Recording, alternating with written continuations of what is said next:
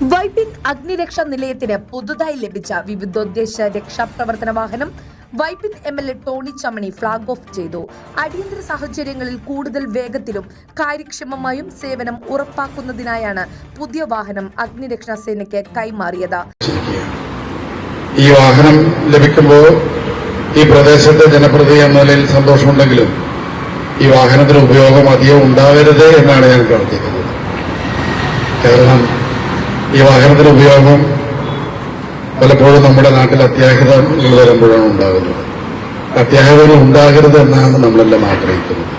പക്ഷെ അത്യാഹിതം ഉണ്ടാകുമ്പോൾ നമുക്ക് ആധുനികമായ എല്ലാ സജ്ജീകരണങ്ങളും സംവിധാനങ്ങളും ഉണ്ടാകണം. പലപ്പോഴും അപകടത്തിൽ വരുന്നവരെ ആധുനിക സംവിധാനങ്ങൾ ഇല്ലാത്തതിന്റെ അപര്യാപ്തതയുടെ പേരിൽ പലപ്പോഴും കാഷ്വാലിറ്റീസ് വർദ്ധിക്കുന്നതും കാണാറുണ്ട്. ചടങ്ങിൽ എളങ്ങുന്നപ്പുഴ ഗ്രാമപഞ്ചായത്ത് പ്രസിഡന്റ് ബെർണാഡ് ബെന്നി അധ്യക്ഷത വഹിച്ചു.